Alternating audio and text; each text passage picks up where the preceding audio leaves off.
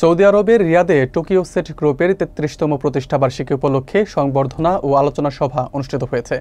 মারুয়া community সেন্টারের company manager Mizanur রহমানের সভাপতিত্বে এবং কবি মোহাম্মদ জহিরুল ইসলামের সঞ্চালনায় এই অনুষ্ঠান আয়োজন করা হয়। অনুষ্ঠানে প্রধান অতিথি হিসেবে উপস্থিত ছিলেন কোম্পানির চেয়ারম্যান সিআইপি মাহবুবুল আলম মানিক। বিস্তারিত থাকছে এম হিদুল খানের তথ্যচিত্রে। সৌদি আরবের রিয়াদে টোকিও সেট গ্রুপের ৩৩তম প্রতিষ্ঠাবার্ষিকী উপলক্ষে সংবর্ধনা ও আলোচনা সভা অনুষ্ঠিত হয়েছে। অনুষ্ঠানে বক্তারা বলেন, ধৈর্য, সততা এবং কঠোর পরিশ্রমের মাধ্যমে একজন ব্যক্তি বা প্রতিষ্ঠান সফলতা অর্জন করতে পারে।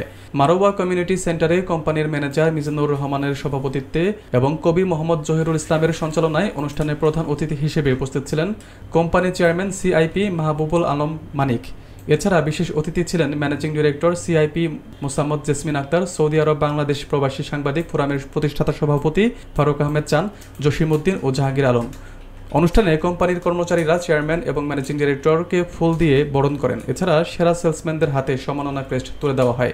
এই অনুষ্ঠানের মাধ্যমে কর্মচারীদের মধ্যে উদ্দীপনা এবং দায়িত্ববোধ বৃদ্ধির পাশাপাশি কোম্পানির উন্নয়ন এবং ভবিষ্যতে সাফল্য অর্জনের লক্ষ্য আরও দৃঢ় হয়।